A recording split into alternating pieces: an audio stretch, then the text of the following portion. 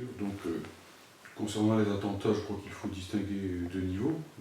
Bien sûr, d'une part, l'émotion, la condamnation, qui ne souffre aucune nuance. Et puis, de l'autre côté, pour autant, il ne faut pas renoncer à l'analyse et à la compréhension des choses, parce que si on veut réellement attaquer le mal à la racine, il faut aller au-delà de l'émotion. Et de ce côté-là, effectivement, eh bien, nous pouvons remarquer que ces attentats s'inscrivent sur une toile de fond qui est extrêmement sombre à l'échelle mondiale. Il faut bien voir qu'en particulier, l'impérialisme, et spécialement l'impérialisme des États-Unis, a pris une ampleur considérable dans la dernière période. On peut même penser que, malgré les apparences, avec peut-être le côté bonhomme d'Obama, eh bien, il y a une offensive plus large que jamais, mieux pensée que jamais, qui s'attaque à l'Amérique latine, avec la volonté de déstabiliser le Venezuela, hélas, non sans quelques succès, qui effectivement aussi prend pied de plus en plus au Proche-Orient, avec le projet de George Bush de Grand Proche-Orient qui continue sous d'autres formes. La période bushiste n'est pas derrière nous, elle a simplement pris des formes nouvelles. Et donc la France, là-dedans, malheureusement, s'est totalement inscrite, avec d'abord Sarkozy et maintenant François Hollande, dans une politique néocoloniale extrêmement marquée. Je suis par exemple stupéfait de voir que bien souvent les analystes ne prennent pas en compte le fait que la France est, comme la Grande-Bretagne, une des anciennes puissances coloniales qui dominait la Syrie, et qu'il y a des effets de revanche qui sont à prendre en compte dans ce qui s'est passé depuis un certain nombre d'années. Il ne s'agit pas pour nous, Pôle de Renaissance communiste, d'idéaliser en quoi que ce soit le régime du Baas en Syrie. Nos référents en Syrie, ce sont essentiellement les communistes syriens, comme il se doit. Mais pour autant, ce que nous avons vu quand même depuis des années, c'est la volonté de déstabiliser des États souverains, de créer les conditions de la guerre civile, de le faire en alliance étroite avec des régimes fort peu recommandables, comme celui de l'Arabie Saoudite, du Qatar ou Erdogan en Turquie. Et donc en fait, on a vraiment créé ici les conditions pour la mise en place de ce monstre qu'est Daesh. Alors Daesh doit être combattu en tant que tel, spécifiquement. Il ne s'agit pas ici de relativiser en quoi que ce soit la monstruosité de la chose. Il s'agit simplement de bien prendre conscience du fait que l'impérialisme contemporain est prêt à s'allier absolument à n'importe quoi, à n'importe qui, pour marquer des points sur la scène internationale. Je ferai ici un rapprochement qui ne surprendra personne, même pas peut-être Bernard Guetta, à savoir le rapprochement qui s'impose entre d'un côté en Ukraine, eh bien, les néo-nazis qui infestent le pouvoir de Kiev et qui sont effectivement une force extrêmement dangereuse, et de notre côté, voilà, tous ces islamistes fascistes, ce fascisme de couleur verte qui usurpe les couleurs d'une religion pour effectivement martyriser le Proche-Orient. Et une fois qu'on a lâché tout ça dans la nature, eh bien, les créatures échappent en quelque sorte à leur maître, qui en même temps essaye tout de même de les instrumentaliser et de continuer sa politique extrêmement destructive. Donc, bon, bien sûr, il ne s'agit pas ici en quoi que ce soit sous prétexte qu'il y a l'impérialisme et qu'il est extrêmement dangereux, et que pour nous, il reste un ennemi extrêmement prégnant, central, de nier en quoi que ce soit, ou de relativiser la malfaisance de Daesh, mais en même temps, eh bien, prière, messieurs, les idolâtres du gouvernement actuel, de ne pas nier votre propre responsabilité, parce que finalement, en réalité, par sa façon effectivement de manipuler les forces sur le terrain, les islamistes en particulier, le pouvoir actuel a véritablement une écrasante responsabilité dans ce qui s'est passé dans notre pays. Il ne faudrait pas inverser ici les choses. Ce ne sont pas les gens qui disent ces responsabilités qui seraient en quelque sorte des complices indirects, je ne sais quoi, de Daesh. Il faut quand même se souvenir que ce sont ces gens qui sont au pouvoir actuellement, notamment M. Fabius, par exemple. Il faut nommer aussi les personnes qui ont effectivement encouragé en Ukraine Maïdan, avec donc toute cette engeance, disons, de néo-nazis, de francs néo-nazis qui viennent d'interdire le Parti communiste qui ont fait périr dans les flammes 40 syndicalistes à Odessa, et donc les islamistes, pas plus modérés du côté d'Al-Nosra que du côté de Daesh, hein, et ces gens-là donc portent une écrasante responsabilité, non seulement, je le dis quand même en tant que patriote français, non seulement à l'égard du peuple syrien, qui ne nous a rien fait, hein, qui est un peuple qu'il aurait fallu respecter, que par rapport au peuple français lui-même, auquel on a rapporté effectivement la foudre sur son propre territoire. C'est pour ça que nous condamnons très fortement l'impérialisme français, parce que nous sommes non seulement des internationalistes, mais des patriotes aussi, que nous aimons notre peuple et que nous voulons aussi le protéger contre les entreprises prédatrices de son propre impérialisme. Je défends mon pays, je combats l'impérialisme français sans pour autant réaliser. Encore une fois, il faut y insister 80 fois à notre époque, parce que sinon, évidemment, il y a toujours la mauvaise foi qui environne ce genre de choses, sans pour autant donc relativiser la responsabilité écrasante, impardonnable, etc. des tueurs.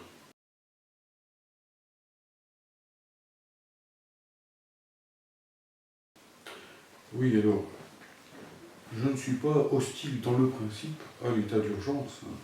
Je veux dire, bon, quand il y a des horreurs pareilles qui sont commises, on pourrait penser qu'effectivement, il faut recourir à des moyens de lutte, des moyens de lutte extrêmes, peut-être même quelquefois.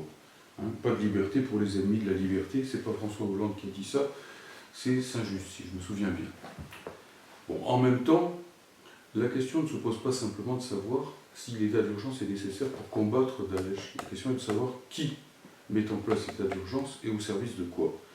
Et pour nous, qui sommes d'incurables, d'incorrigibles marxistes, effectivement, cette question se pose aussi en termes de classe, et il faut se demander quelle est la coloration, la nature de classe des gens qui sont au pouvoir dans notre pays. Alors bien sûr, on peut s'arrêter à l'étiquette et se dire bah, c'est le Parti Socialiste, donc nous sommes dans un régime socialiste, mais je pense que les ouvriers actuellement dont on délocalise les usines savent bien que nous ne sommes pas dans un régime socialiste. Donc quelle est vraiment la nature de classe du pouvoir dans ce pays? C'est le pouvoir qui fait arrêter les ouvriers d'Air France à 5 h du matin. C'est le pouvoir qui est en train d'attaquer très durement les CDI, qui s'interroge gravement avec Macron sur le statut de la fonction publique, sur la sécurité sociale, sur toutes sortes de choses de ce genre.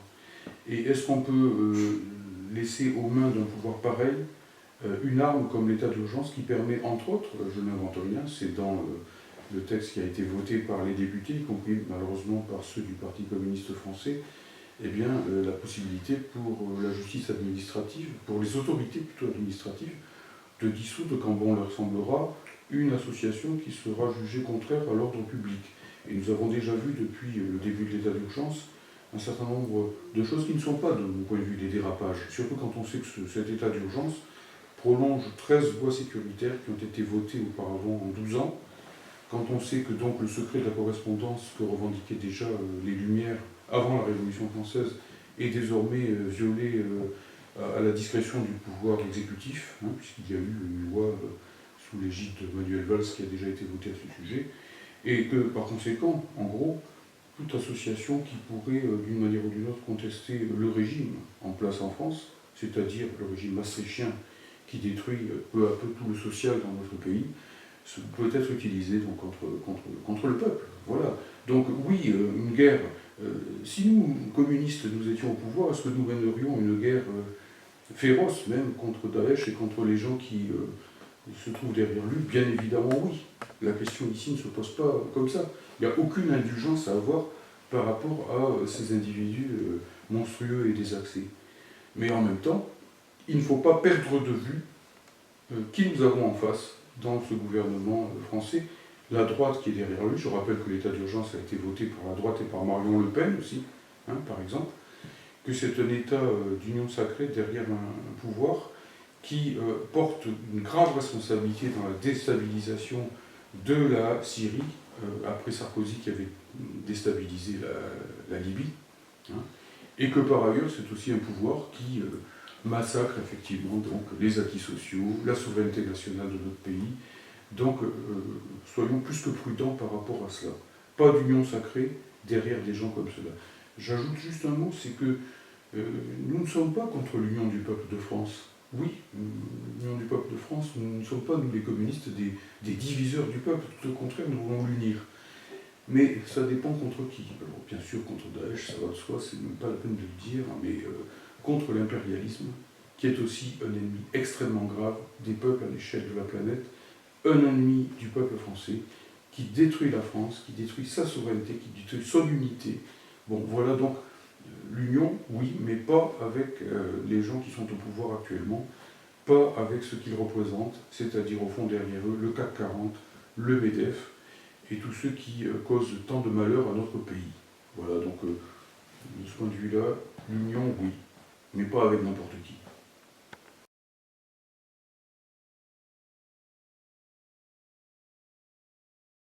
D'accord, oui, effectivement, le patriotisme aujourd'hui est mis en avant par Manuel Valls, et aussi par Marine Le Pen. Voilà des voisinages qui sont compromettants à des degrés divers. Bon, moi je suis fils de résistant, oui, le patriotisme ça me parle, et je pense que défendre son pays, c'est en quelque sorte la moindre des choses pour un communiste. Tout patriote n'est pas communiste, mais je pense que tout communiste commence au moins par être patriote et prolonge ce patriotisme par l'internationalisme. Apparemment, ces deux notions sont constamment opposées. Bon, eh bien, il faut faire preuve je vais employer un grand mot, de dialectique. Les choses ne s'opposent pas comme ça. En réalité, si on est matérialiste, c'est-à-dire en clair, si on se réfère aux classes sociales, si on ne parle pas des notions comme ça un petit peu en l'air, si réellement donc on voit un petit peu ce qu'il y a derrière l'émotion, c'est-à-dire des gens qui vivent d'une certaine façon, on s'aperçoit que le patriotisme ne s'oppose pas à l'internationalisme dans l'abstrait, et qu'il y a deux façons d'aimer son pays, dont l'une qui s'appelle le patriotisme républicain, et que je défends, et dont l'autre est au contraire un dévoiement, une déviation totale de cet amour du pays qui se tourne en haine des autres et que j'appelle donc le nationalisme plutôt. Le nationalisme réactionnaire, xénophobe, et la plupart du temps, quand on gratte un petit peu, raciste. Et ces deux façons effectivement de se rapporter au pays s'opposent catégoriquement l'une à l'autre. De même que s'opposent catégoriquement l'une à l'autre, eh bien, l'internationalisme, dont la tradition marxiste dit l'internationalisme prolétarien, en référence à la formule prolétaire de tous les pays, unissez-vous, et de l'autre côté, le cosmopolitisme du capital, celui de la finance, celui de la Banque mondiale, de l'OMC, du FMI. Vous voyez bien qu'il y a ici une opposition totale entre ces deux internationalismes. Et il se trouve que pour finir, donc si on a véritablement une lecture de classe comme celle que j'essaye de promouvoir avec mes camarades du PRCF, eh bien, le patriotisme républicain et populaire, qu'on a vu vivre à l'époque de la Grande Révolution française, qu'on a vu vivre à l'époque de la Commune de Paris, du Conseil national de la Résistance, et j'oublie sans doute des épisodes, s'oppose du tout au tout au nationalisme, qui lui-même est lié, en fait, aussi bizarre que ce soit, c'est quand même pas très difficile de le comprendre, au cosmopolitisme mondialiste. Les deux choses marchent ensemble, main dans la main. Ce mondialisme, qui est la course sauvage du capital à travers toute la planète, en quelque sorte, a besoin pour fonctionner, a besoin pour ne pas être rejeté par les peuples, en quelque sorte, d'un seul tenant. Il a besoin, effectivement, de cultiver les nationalismes les plus réactionnaires, parce que c'est une façon d'opposer les prolétaires, et plus largement donc les couches populaires, les unes aux autres, selon leur religion, selon la couleur de leur peau, et ainsi de suite. Par conséquent, patriotisme populaire et internationalisme prolétarien marchent main dans la main dans les principes, à la fois contre le cosmopolitisme de l'Europe capitaliste, de la Banque mondiale, du FMI, de l'OTAN, on pourrait en ajouter des tartines, hein, et contre aussi le nationalisme réactionnaire qui est en quelque sorte ce qu'en termes militaires on pourrait appeler leur flanc-garde, ce qui permet aux mondialistes effectivement de tenir les populations en faisant sans arrêt en sorte que les peuples se disputent entre eux au lieu de se tourner en commun contre le même ennemi qui est bel et bien cet impérialisme dont nous parlions tout à l'heure. Donc les choses ici fonctionnent et marchent ensemble. Par exemple, tout simplement, voilà, cela s'exprime d'une façon concrète. Lorsque François Hollande a demandé de mettre les drapeaux tricolores aux fenêtres, il y a quelque temps, hein, pour honorer la mémoire des jeunes qui ont été tués dans des circonstances horribles au Bataclan et autour, effectivement, eh bien, des militants communistes, que je connais bien, ont mis à la fenêtre le drapeau tricolore et le drapeau rouge, les deux. Parce que ces deux drapeaux, on ne les oppose pas. Nous, on sait que au moment du Front populaire, au moment de la résistance antifasciste, eh bien, les résistants communistes les ont tous les deux mêlés, associés en quelque sorte, et que donc il n'y a pas lieu ici de les opposer. Ça serait tomber dans un grave piège que d'opposer ces deux drapeaux, que d'abandonner de fait le drapeau tricolore à Marine Le Pen ou à Sarkozy, et que de l'autre côté, effectivement, de faire en sorte que le drapeau rouge s'oppose au drapeau tricolore. C'est un suicide politique pour les forces progressistes que d'aller dans cette direction-là. Tout au contraire, chaque fois que dans notre pays, nous avons pu marquer des points, nous, c'est-à-dire les classes dominées, nous, le peuple, au fond, la majorité de la population est de loin, c'est parce que nous avons su mettre la classe ouvrière au cœur de la nation et faire en sorte qu'en même temps, comme c'était écrit en toutes lettres dans le programme du Conseil national de la résistance des jours heureux, la classe ouvrière soit bel et bien au centre de la vie nationale. Donc ça, c'est l'unité du drapeau rouge et du drapeau tricolore, du patriotisme républicain ou populaire et de l'internationalisme prolétarien. Je crois qu'il y a ici une dialectique objective, réelle, c'est pas moi qui l'invente, qu'on regarde l'histoire.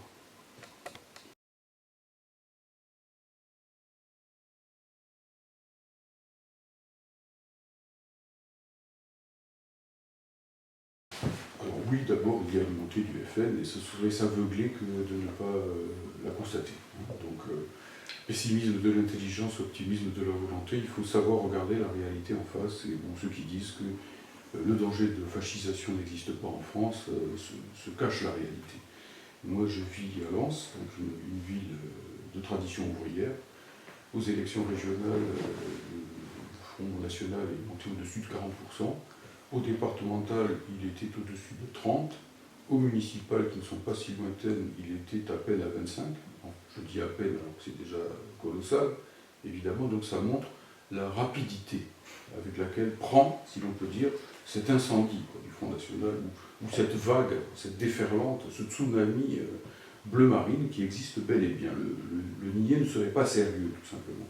Alors il faut savoir maintenant donc d'où vient cette montée du Front National.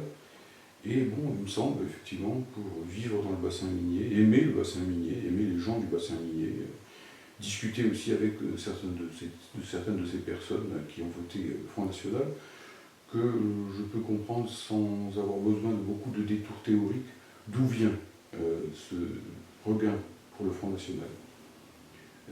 Dans le temps, dans le passé pas si lointain, où le Parti communiste français portait lui-même la classe ouvrière et la nation, où il portait le drapeau rouge, j'y reviens, avec les emblèmes ouvriers et paysans, la faucille et le marteau, c'est ça que ça veut dire. La faucille, c'est la paysannerie, le marteau, c'est le symbole de la classe ouvrière. Et où en même temps, donc, le Parti communiste français était vraiment un parti patriotique, un parti qui défendait à 100% l'indépendance nationale, qui défendait le produire en France. Parce que tout simplement, si on ne défend pas le produire en France, il n'y a plus de classe ouvrière. Et à ce moment-là, comment est-ce qu'on va vers le socialisme et le communisme? Donc tout ça était porté, encore peut-être même à l'époque de Georges Marchais, j'avais des divergences avec lui, mais enfin, de ce côté-là, il était 100% clair sur son hostilité, par exemple, à l'Europe de Maastricht. Le Parti communiste français a été la principale force qui a combattu à cette époque-là, de façon organisée, le traité de Maastricht. Eh bien, bon, la classe ouvrière du Nord-Pas-de-Calais se retrouvait quand même, et notamment celle des usines, la plus avancée en quelque sorte, la plus militante, la plus organisée, se retrouvait derrière le PCF, derrière la CGT. Depuis quelques années, ce Parti communiste français qui a cédé en quelque sorte, dont les dirigeants plutôt, soyons plus clairs, ont cédé à toute la pression qui a porté sur eux, eh bien, a rallié la construction européenne, a rallié le principe même de l'euro, de la construction européenne, ne défend plus clairement cette idée, en quelque sorte, de l'indépendance nationale. Et par conséquent, bon, les travailleurs qui jusqu'alors, effectivement, pouvaient compter sur une grande force progressiste, populaire, internationaliste, fraternelle avec les ouvriers immigrés, qui était le Parti communiste français, bon, se sont retrouvés en quelque sorte en déshérence avec un parti qui, toujours au deuxième tour, on le sait très bien, va rallier le Parti socialiste, qui par conséquent, après avoir fait une sorte de pirouette au premier tour, au second assure de ses voix, de son appui politique, au fond, un parti qui détruit le pays, un parti qui s'appelle le Parti socialiste, qui n'a plus rien de socialiste, et bien bon, voilà. Alors je n'excuse pas qu'en disant cela, je ne dis pas comme d'autres que le vote Front National est un vote moral. D'ailleurs, la question ne se pose pas comme ça. Les gens, quand ils votent, ne se posent pas ces questions en ces termes-là. Je dis simplement que si ce vote, effectivement, qui à mes yeux est un vote indécent, à savoir le Front National, si ce vote a pu prendre corps, c'est aussi parce que le terrain a été abandonné. Il a été abandonné au Le Pen, en quelque sorte. C'est quand même extrêmement grave de ce côté-là. Et par conséquent, au lieu de s'interroger uniquement sur comment on combat le Front National, question bien sûr qu'il faut se poser, que je me pose, et sur laquelle j'essaie d'intervenir moi-même, si on se pose réellement la question qui est comment occuper ce terrain de l'union, de la dialectique, de l'alliance de la classe ouvrière et de la nation, ce qui nous oblige nécessairement à nous poser la question de la construction européenne, de la sortie de la France de l'Union européenne, d'une opposition radicale à l'Union européenne, à l'Union transatlantique, à cette mondialisation qui exclut les couches populaires totalement, qui les déclasse, qui provoque, comme on le voit, je n'invente rien, je ne fais pas de misérabilisme, c'est la réalité, qui provoque des suicides chez les paysans, qui provoque toutes sortes de misères, de choses terribles, quoi, chez les gens des couches populaires, et même chez tout simplement toutes sortes de travailleurs qui vivent de plus en plus mal dans notre pays. Et bien à ce moment-là, si on se pose vraiment la question de ce côté-là, de cette façon-là, on pourra combattre le FN. Sinon, on fera comme le fait François Hollande en ce moment. C'est-à-dire finalement que nous dit François Hollande après les élections régionales, il nous dit « Bon, ben voilà, j'ai entendu votre message français, et donc je vais me rapprocher encore un peu plus de l'UMP, je vais me rapprocher encore un peu plus du MEDEF, je vais vous faire du Front républicain, j'espère que ça suffira pour passer encore le cap des prochaines présidentielles, être réélu et poursuivre la même politique. » Des gens comme ceux-là sont véritablement responsables, et même, je dirais peut-être d'une façon tout à fait consciente, de la montée du Front National. Qui ne viennent pas nous donner de leçons de ce côté-là, ils produisent, ils génèrent en permanence le Front National. Un petit mot quand même, parce que ça m'arrache la bouche de dire Front National, c'est-à-dire d'accepter le titre que ce parti se donne. Je rappelle que le vrai Front National, c'est celui qui a été créé par le Parti communiste français et des résistants de la Deuxième Guerre mondiale, qui s'appelait à l'époque donc le Front National de lutte pour la liberté et l'indépendance de la France, qui comprenait à côté des communistes, des chrétiens et d'autres patriotes, etc. Et que donc le Front National actuel usurpe le titre du Front National qui a été créé donc, à l'époque et qui est le véritable précurseur du Conseil national de la résistance.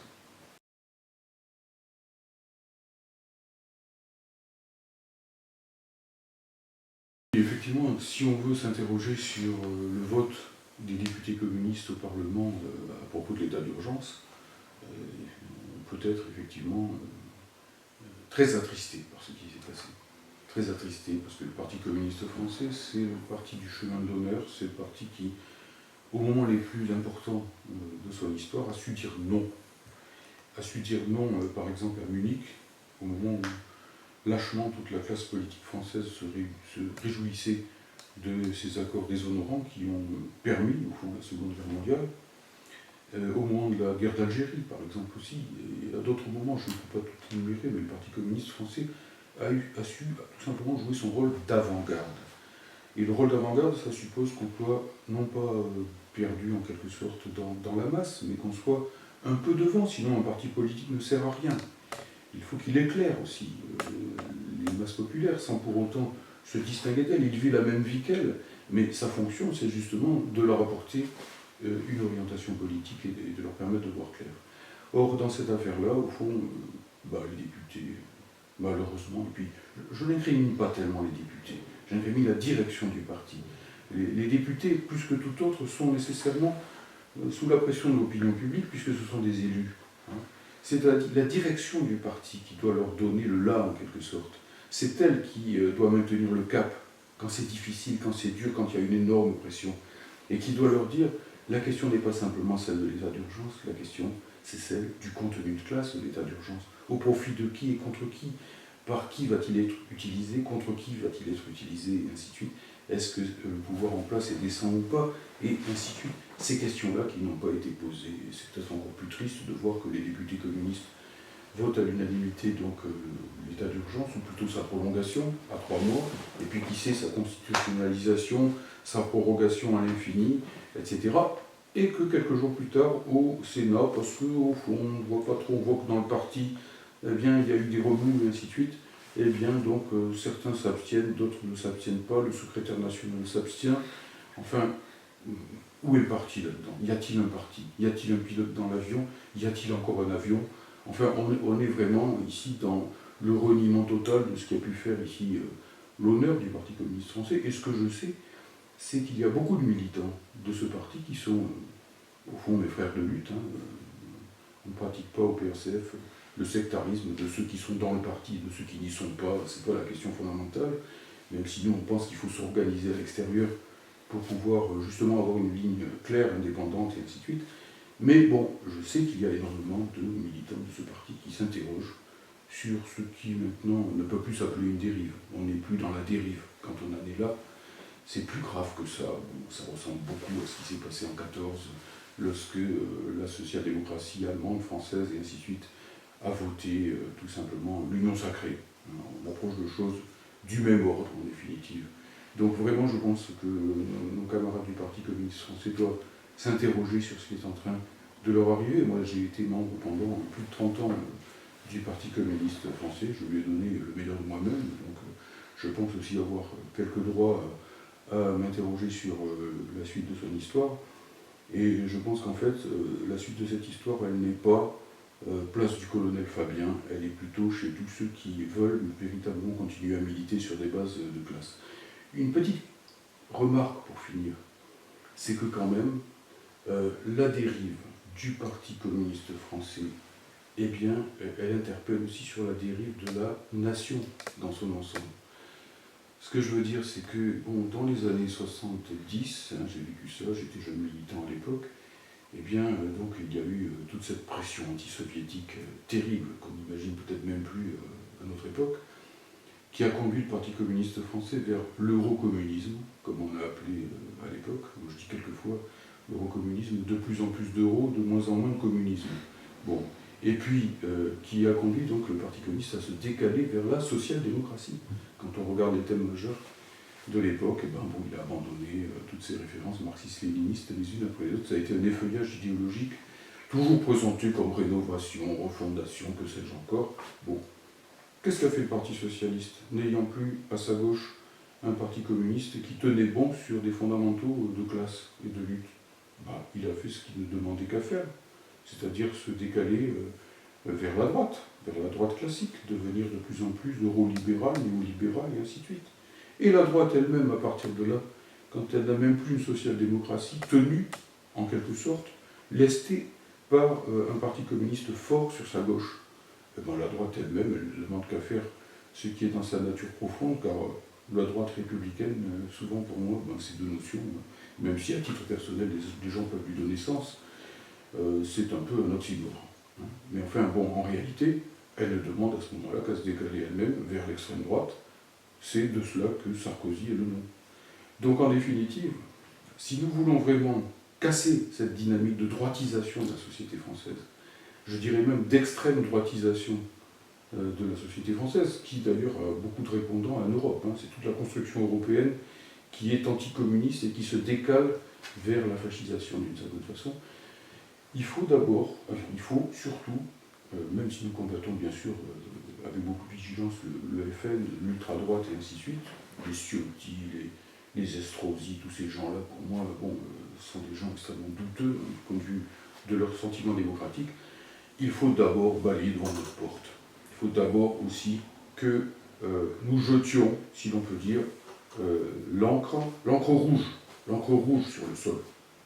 C'est en jetant l'encre rouge sur le sol, et donc en se rapprochant de la classe ouvrière et du marxisme, essentiellement, qu'on empêchera la vague bleu marine et peut-être pour finir la vague brun tout court, de déferler sur le pays.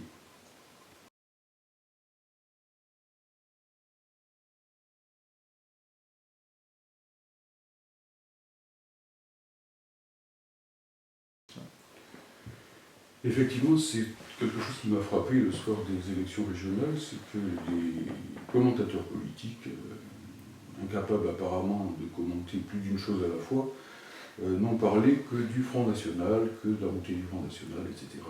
Bon, des reclassements, PS, UMP, etc., des choses comme ça.